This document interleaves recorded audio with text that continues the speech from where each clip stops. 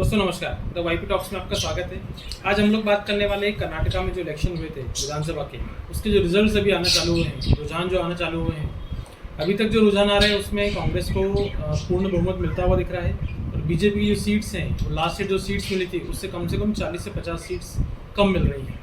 तो यहाँ पे हम लोग देखें कि बीजेपी की जो सरकार चली पूरे 5 साल, उसमें ऐसे क्या गलतियाँ होंगी या ऐसे क्या मुद्दे थे जिसकी वजह से कि उनको इतनी कम सीटें मिल रही हैं और कांग्रेस ने इतना क्या अच्छा कर दिया कि उनको इतनी ज़्यादा सीट्स मिल रही हैं। तो सबसे पहली बात तो ये है कि ये जो मैंडेट है, ये मैंडेट कांग्रेस के लिए नहीं मिला है, ये मैंडेट बीजेपी के खिलाफ गया है। जी हाँ, इसको एंटी इनकम्बेंसी भी बोलते हैं पॉलिटिकल भाषा में।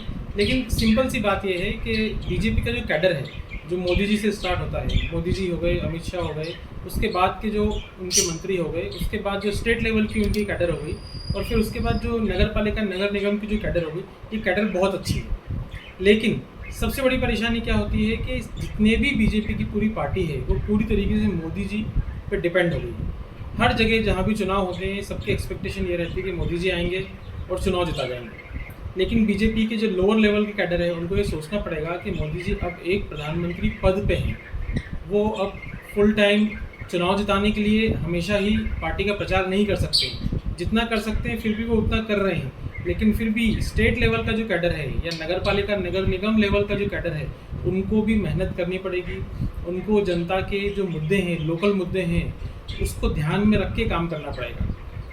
एक बार ऐसा हो गया, 2 बार ऐसा हो गया कि मोदी जी के चेहरे पे बीजेपी ने चुनाव जीत लिया। वो सेंट्रल इलेक्शन एक अलग चीज़ होती है, लोकसभा की इलेक्शन एक अलग चीज़ होती है और विधानसभा और उसके नीचे के जो निकाय चुनाव होते हैं उनके लिए जो जनता है वो अलग मुद्दों पे वोट देती है। लोकतंत्र है, जनता बेवकूफ़ भी नहीं है। किसी एक का चेहरा दिखा के आप सारे इलेक्शन नहीं जीत सकते।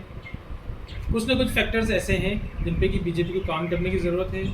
कांग्रेस में आप देखिए, कांग्रेस जो गलतियां कर रही थी स्पेशली प्रचार के टाइम पे, वो गलतियां इस बार कम करी। कांग्रेस के सारे कैडर ने प्रचार किया है, कांग्रेस के जो लोकल लीडर्स हैं उन्होंने भी किया है, राहुल गांधी भी गए हैं, प्रियंका गांधी भी गए हैं। तो कांग्रेस में जो अंदरूनी लड़ाई जो चलती थी वो कर्नाटका में नहीं चली है, मतलब वो शो नहीं हुई है। तो कांग्रेस ने अपनी इस कमजोरी को सुधारा है ये। और सबसे बड़ा कारण जो रहा है कि बीजेपी में जो लोकल मुद्दे होंगे वहाँ पे, या जो भी लोकल लीडरशिप होगी, चाहे भ्रष्टाचार का मुद्दा होगा या लोगों को काम न करने का मुद्दा होगा या और भी कोई मुद्दा होगा, उस मुद्दे को नहीं समझा और इस भरोसे बैठे रहे कि मोदी जी आएंगे और चुनाव जिता जाएंगे।